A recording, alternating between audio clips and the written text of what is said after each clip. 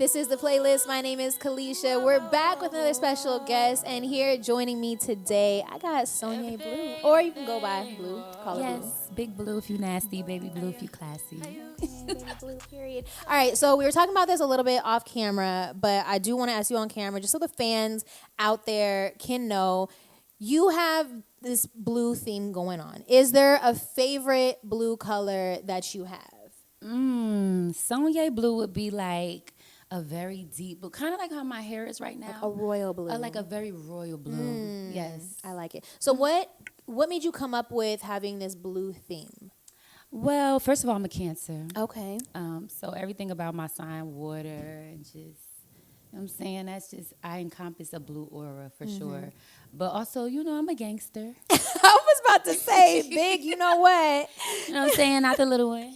So you originally from the East Coast, New York? Yes. New Jersey, sorry. Yes. My apologizations. It's not a word. okay, it's all I right. apologize. My apologies. That's Yes. the word. Yes. Apologization. We were making up new words. From New Jersey, but you get a lot of like West Coast love.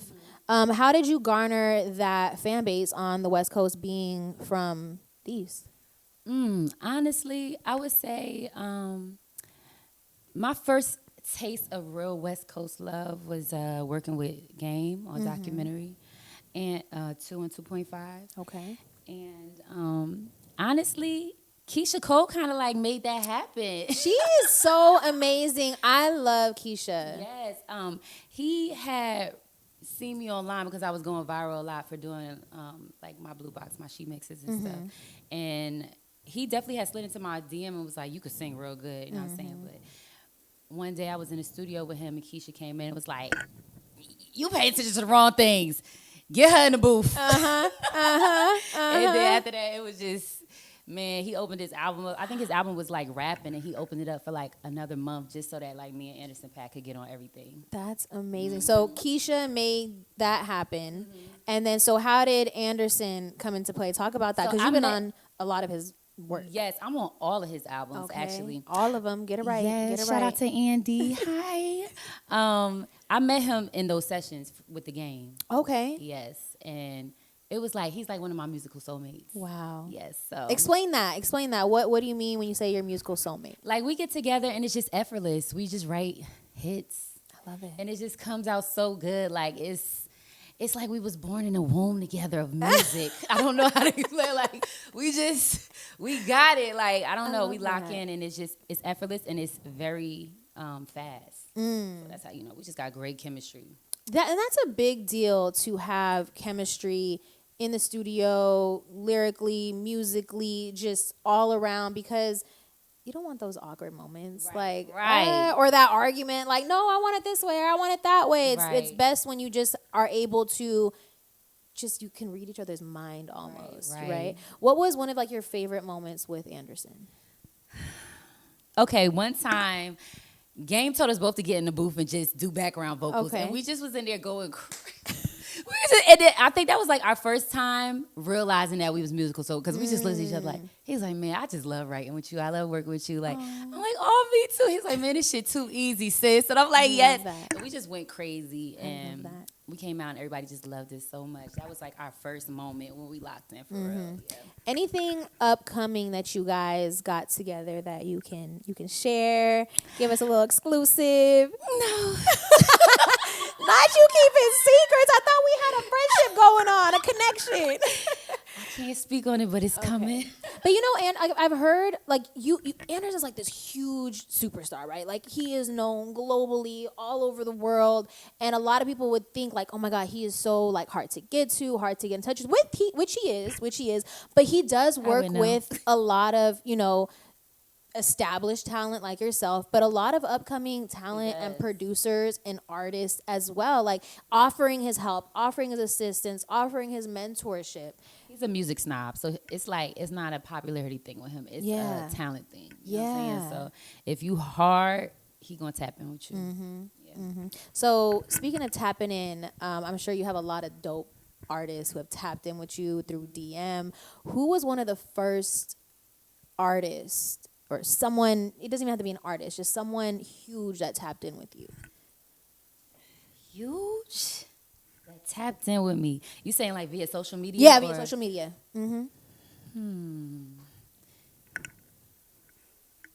She's like, there's so many. Who do I pick? The first one. I don't know who to say. I would say,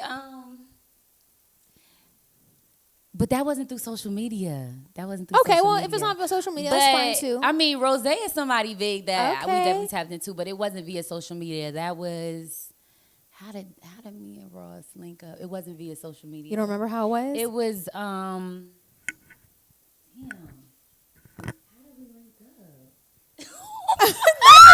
I'm trying, like, I'm scraping my brain. Let's phone Ross. Wait. Okay, the first time me and Ross linked up, he came to my show in Miami. Okay. Yeah. Okay. He came. How did he and get the supported invite? me. What the hell? Am I lying? Because did I do that song with him before that? I feel like he came to my show and then we worked. Okay. But how did he get the invite? Oh, I was with my sis, and I think my sis knew him, and I think that's how she linked it up.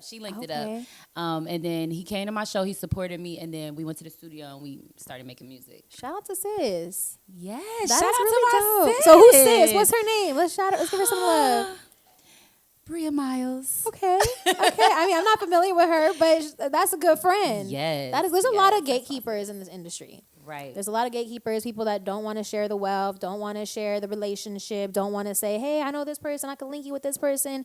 But to me, it's like, there's enough room for everybody. Yes. And I mean, she's like one of my biggest supporters as well. That's so amazing.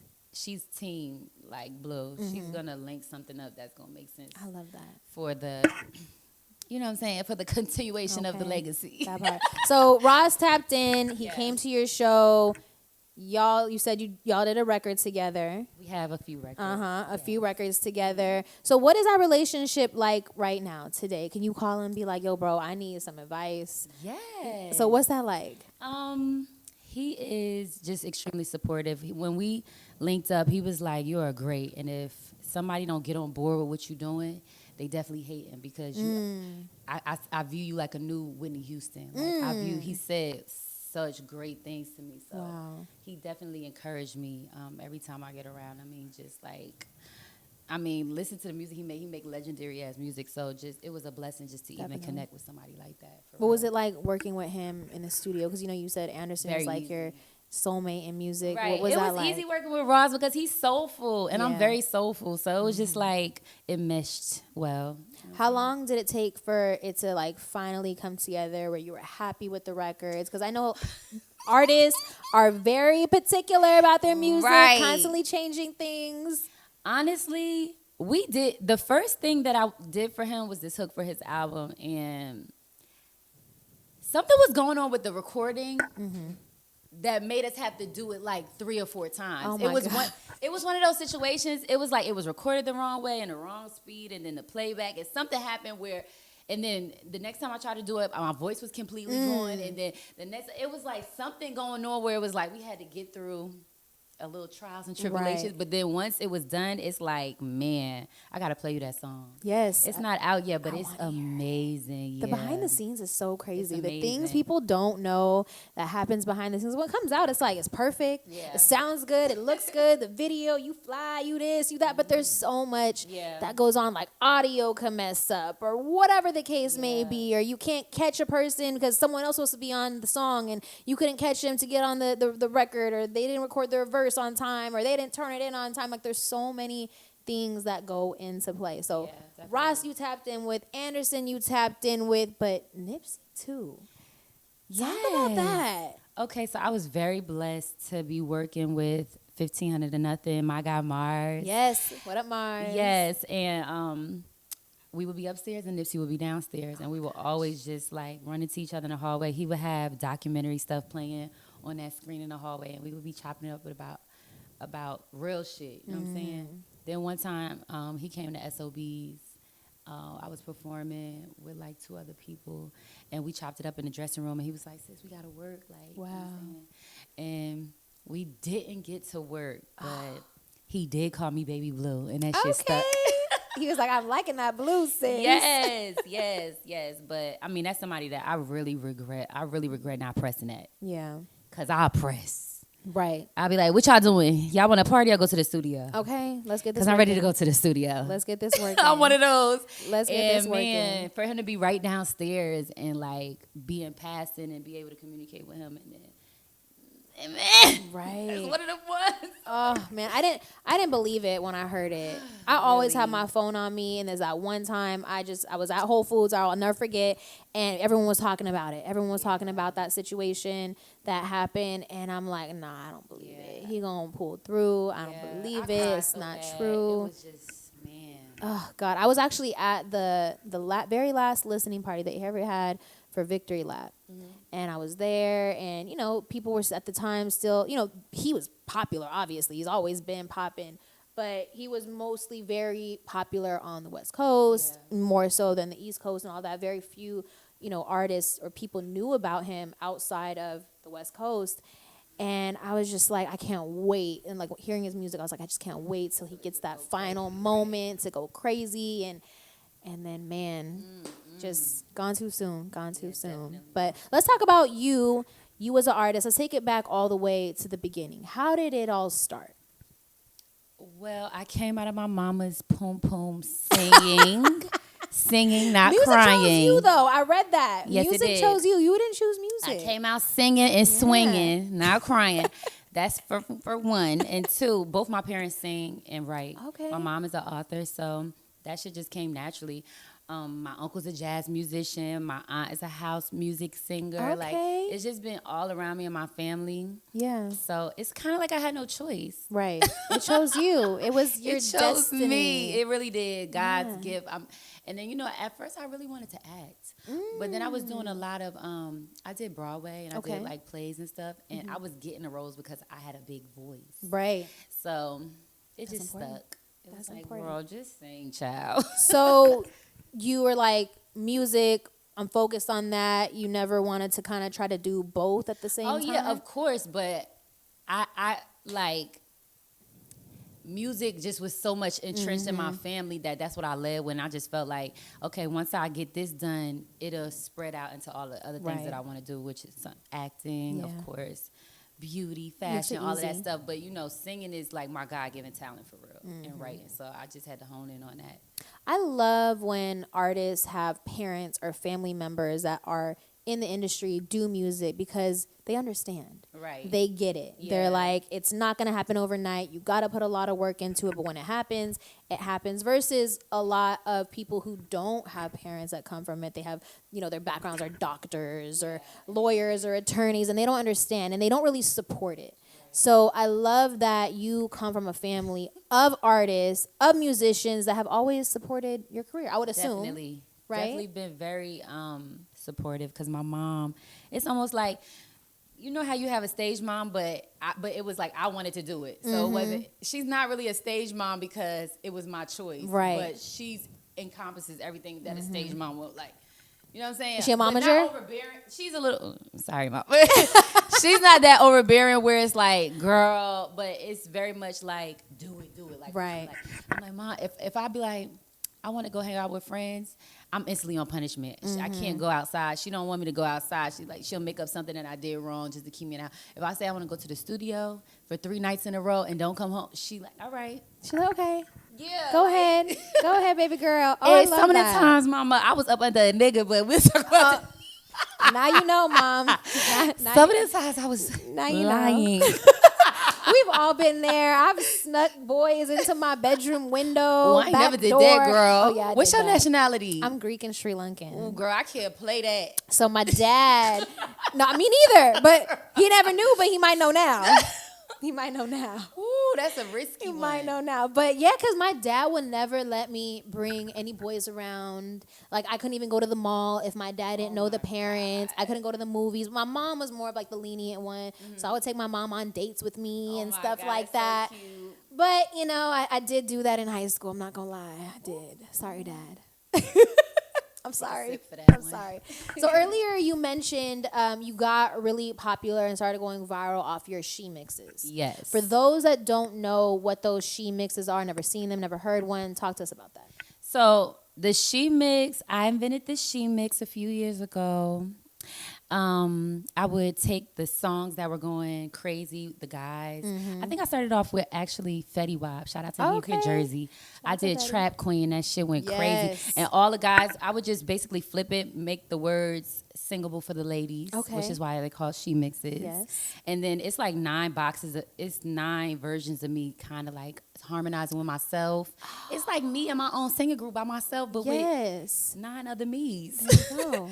So, and them shit started going crazy, and every artist that I would remix their song, they would post it. So I would be getting so many followers and so much love, just because if you already love that song and then it's the girl version, like, Yeah, you gonna let it was me, just, period. yeah, it was one of those. No, that's dope. Oh, I do a lot of things that the people like to buy. Yes, I'm I don't know very if tasty. y'all heard because he wasn't in the mic, but her manager in the background said everybody biting that, which is true. A lot of people have bit off of Sonyae. I mean, I don't know if you want to talk about it, the old situation. Now, I asked her for the receipts. We was talking about it off camera, and I asked her about the receipts, and it do date back to 2014. So. We're not gonna name no names, but for those that think you came up with that, it's on her. It's okay. It is okay. All right, let's get into outside of music. So besides music, what are some passions that you have? We know the acting, but outside of that, what else is like Sonyae Blue wanted? I love fashion. Like, Okay. I'm really We could into tell. fashion. Look at the fit. Look at the Yes. fits. I'm creating my own bra line right now. Okay. You know what I'm saying? Like some bitches is No, you good. Let me rewind You this. good. But still, I don't want to say what I was about to say. Oh, okay.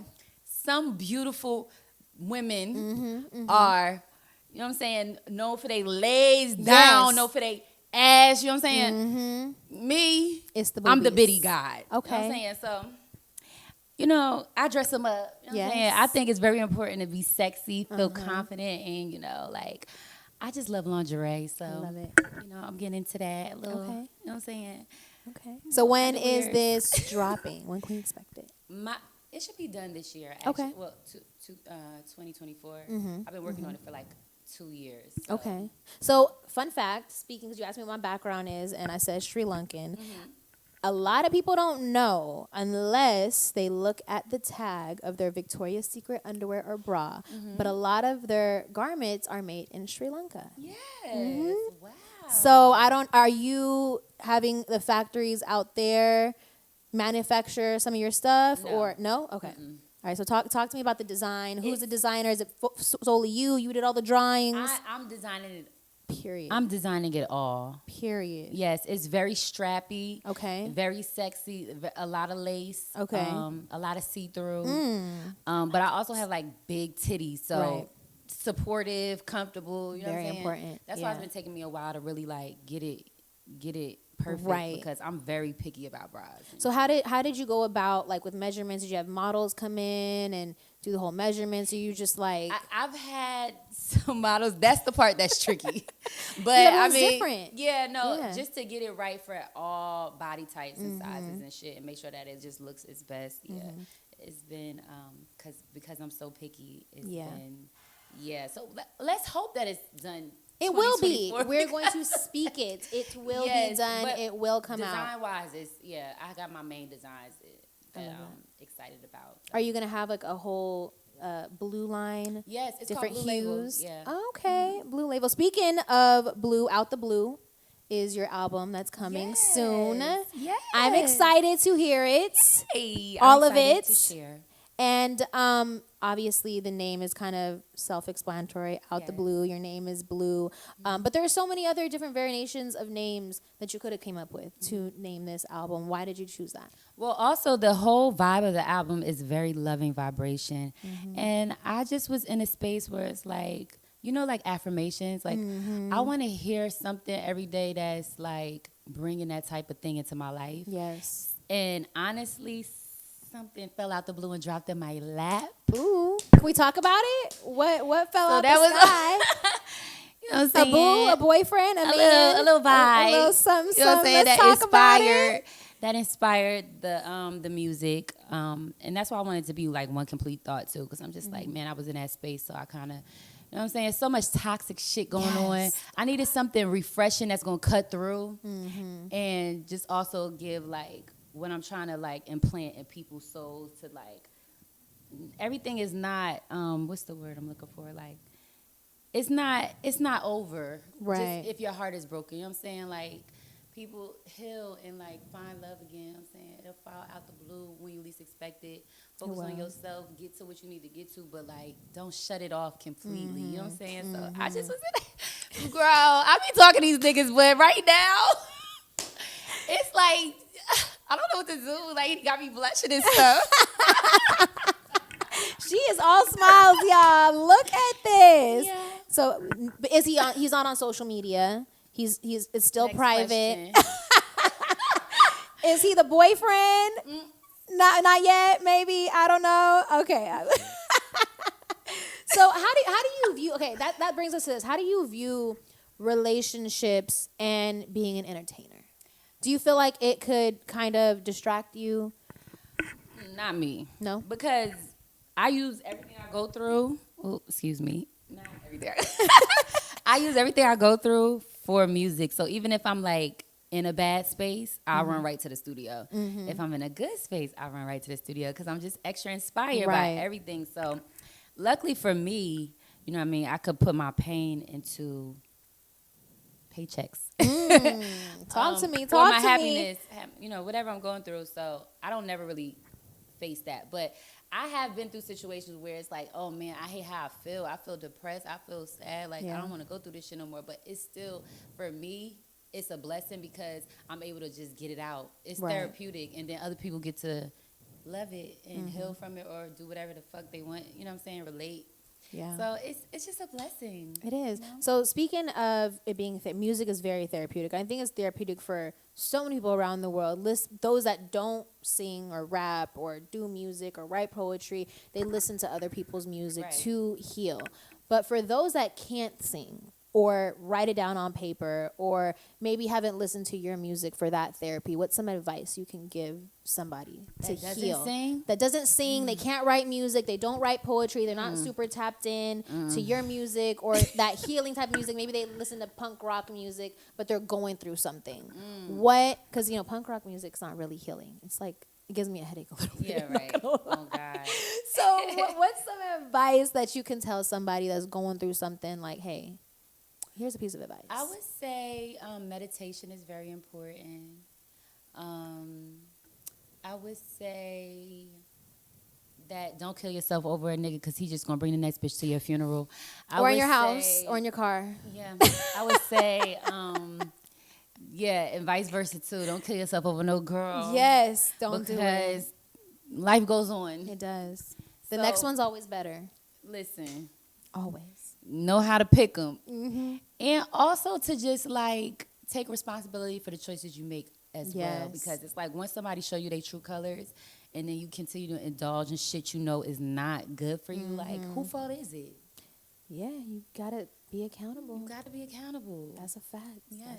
I think a lot of people have trouble with that though. They never want to say like, hey, I'm the problem, or look into themselves or step out of their own body and be like, well, what did I do to piss this person off? What's something I can change about myself? Right. So I'm glad that you Well, said not that I want to change anything, but more so like I'm not messing with you no more. Right. She's like, I'm perfect. I'm perfect. Don't tell me. That I was just going to get away from you instead of moving forward Exactly. with you. What's one of the most toxic things you've ever dealt with in a relationship? Dealt with or did? Both. Let's talk about both. Let's talk about it. You want to go there? We can. Arson. Okay. Whoa. Let's not incriminate ourselves here. Well, right. Can we blur that one out? But yeah. Left eye. Left eye. Right. On her left eye. No. Yeah.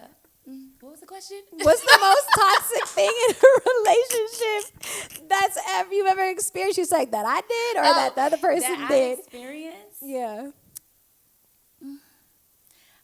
Toxic. Like, is dude showing up at your door in the middle of the night, banging the door down, calling you 20 times? Oh, yes.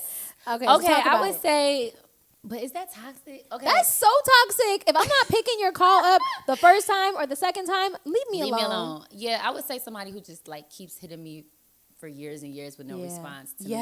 But I feel like that's not toxic. That's just delusional. You know what I'm saying? Talking to themselves in the DMs. Yeah, no, not even a DM. Like texting. An ex just keep trying where it's not happening. Yeah. Toxic. Other than that, I don't really deal with too much toxic stuff. That's the thing. Like, I don't really like the toxicity, and I'll run from it, which may be a gift and a curse. Because no, that's really good. Sometimes you're supposed to work through some stuff. Like, it depends on what it is. I don't like working through.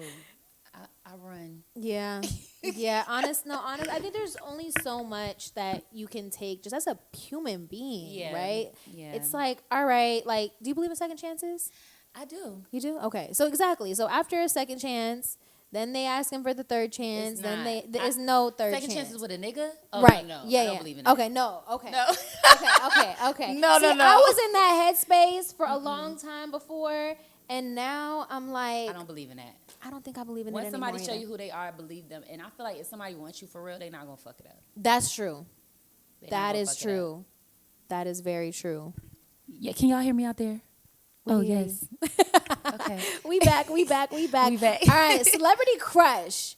Who is one of your most, like, I would just, if I see you, I'm going to just eat you up? Let me think about this real good. You have a few. You don't have to narrow it down. A celebrity crush. Because, they might see this and they may be like, hey, girl, what's up? Damn. I never thought about this. Well, I'm scared to say because the nigga that is in my head right now that I think is fine, I cannot say his name. Why? Because we cool and it just would be messy, but he fine, child. I'm going to tell you afterwards. Okay, she going to tell me after. Sorry, y'all. Damn, who else? I might have to name some bitches because. Okay, that works too. That works too. Celebrity crush. Who's your female celebrity crush? Who do I think is fine?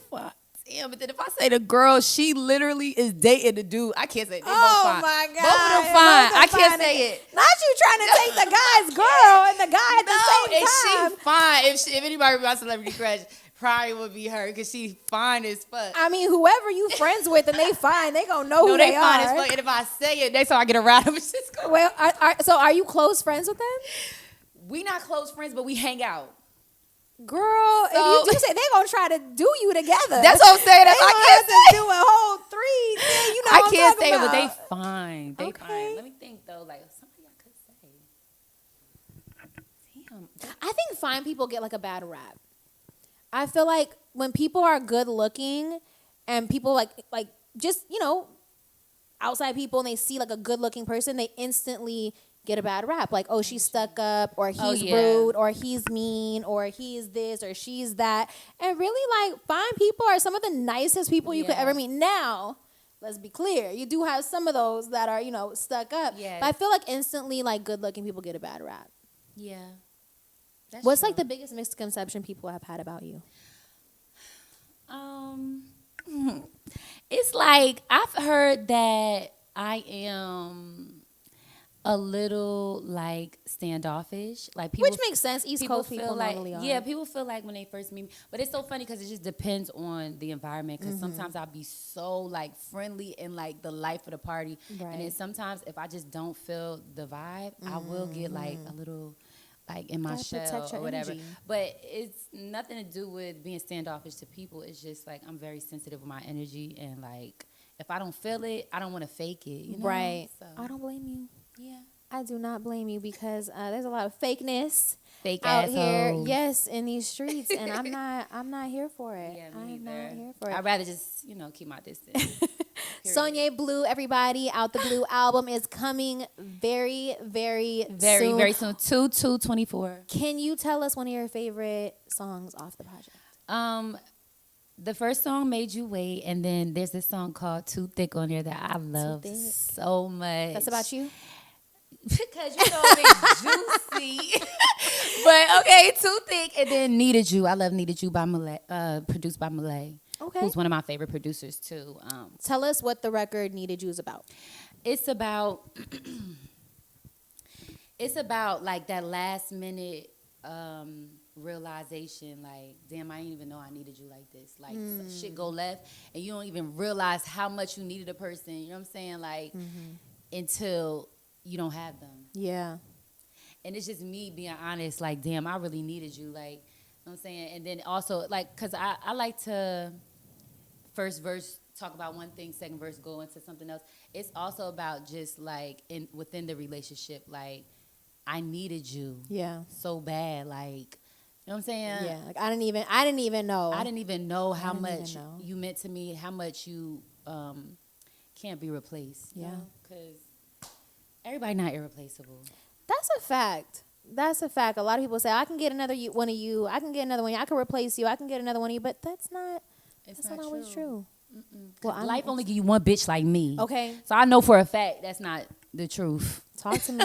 Talk to me. Talk to me nice, baby. Talk to me nice. Don't talk to me twice. Yes, there's never another one of you. Definitely, Yeah. Never. One of one never. for sure. But we can find another one of these dudes. You know, They do come a dime a dozen. You know, sometimes. But I'm so picky that once I lock in with somebody and really like them, it is hard for me to find guys I like. Like my sister was just on the phone with me, like, girl, you can have any guy you want. I'm like, girl, but I want that one. But do I want? I could have them, but do I want that one? Yeah. No, it's tough. It's tough. Just to find somebody that you gel with, that you get along with, that understands you, that could put up with your emotionally BS. intelligent, big dick. Yes. Okay, that part. I'm saying, like, we don't ask for much, but everything got to be in order. Yes, that's true. Well, we going to leave you with that one, y'all. Yes. You know, she is not replaceable. So, fellas out there, don't play with her. Don't play with it. Do not play with her. Sonyae Blue, everybody. My name is Kalisha. Thank you for being here. Thank you for having me. Thank you so much. Did you enjoy? Happy Blue Year, babe. Everything. Whoa. Just a playlist. My name is Kalisha. Sonyae Blue. Okay. I'm still pretty with no make.